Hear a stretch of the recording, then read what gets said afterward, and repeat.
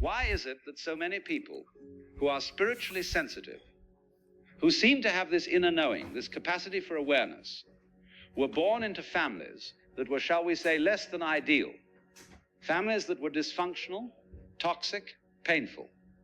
And you might think, well, if the universe is so wise, if there's some kind of intelligence behind all this, why would it put these sensitive souls into such difficult circumstances? But what if I told you that this is not a mistake? What if the very thing you've been cursing, the very situation you've been trying to run from your entire life, is actually the most important, not because suffering is noble, but because sometimes the hardest soil produces the strongest trees. See, we have this notion that spiritual awakening should come through pleasant experiences, through meditation retreats, through reading wise books, through sitting quietly in beautiful gardens. And yes, these things can help. But the real awakening, the kind that shakes you to your bones, often comes through fire. It comes through difficulty. It comes through having everything you thought you needed stripped away until all that remains is what you truly are. You've been developing something that people born into easy circumstances never have to develop. Wisdom, real wisdom. Not the kind you read in books, but the kind that comes from having to figure out how to survive when everything around you is chaos. But here's where it gets really interesting. A tree doesn't grow straight by being kept in a greenhouse. It grows straight by being bent by the wind, by having to reach for the light, by having to develop deep roots to keep from being blown over. The wind is not kind. The wind is just wind. But without the wind, the tree would never develop strength. Your family was the wind. And you, whether you know it or not, have been developing roots that go very deep, roots that most people never have to grow. And those roots, that depth, that's what makes you capable of understanding things that others cannot understand. Let me share something with you. The most spiritually awake people I've ever known, they all had difficult childhoods. All of them. And for years I wondered why. Why does suffering seem to be the common denominator in awakening? And then I realized it's not about the suffering. It's about the questioning that suffering produces. When life is easy, you don't question. You don't have to. But when life is hard, when it doesn't make sense, when the people who are supposed to love you hurt you instead, you start asking the big questions. Why am I here? What is this all about? And what is illusion? These are the questions that we all eventually ask ourselves. We must ask ourselves. That's the reason why that it becomes eventual. And this isn't determined by how much money, by how many cars.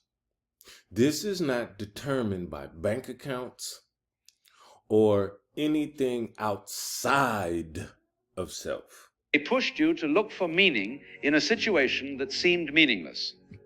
They pushed you to find love in yourself because you couldn't find it in them. They pushed you to develop an inner life because the outer life was too painful. We're all seeking love. Love. And that's the reason why everybody wants to be famous. Love. That's the reason why everybody wants to be rich. Love. These are the trappings. These are the symbols and trinkets of what we've seen in this dimension as the source of adulation, love, care, love. It's love. Back in the early to mid 90s, there used to be the slang, show me some love. I like that. Show me some love. And that's really what we all saying, walking around. Show me some love. That's why people get upset. Motherfucker, you ain't showing me no love. You know? Love. And in developing that inner life, beneath all the conditioning, beneath all the wounds, beneath all the stories, this self, this true self, it was always there. But most people never discover it because they never have to look for it. They're too busy living on the surface, too busy being who everyone expects them to be. Now, here's the final piece of this understanding. Your awakening is not just for you. It's for everyone. It's for your family, even though they may never acknowledge it. It's for the generations that came before you, because in healing yourself, you heal the ancestral line.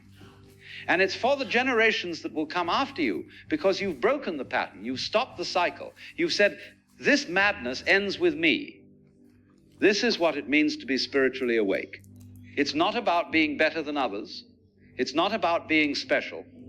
It's about being awake enough to see the patterns, strong enough to break them, and brave enough to choose differently even when it's difficult. Your toxic family was the darkness that forced you to find your own light. They were the problem that forced you to become the solution.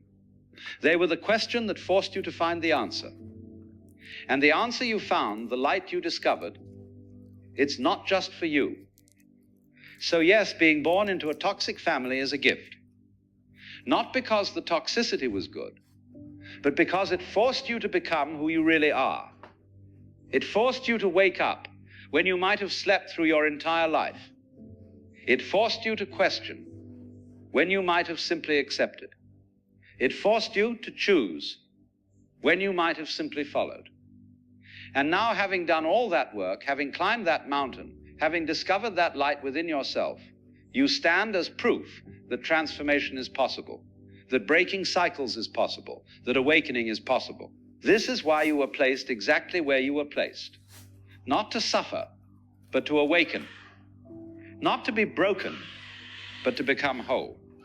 Not to repeat the pattern, but to transform it. And in transforming it, you transform everything.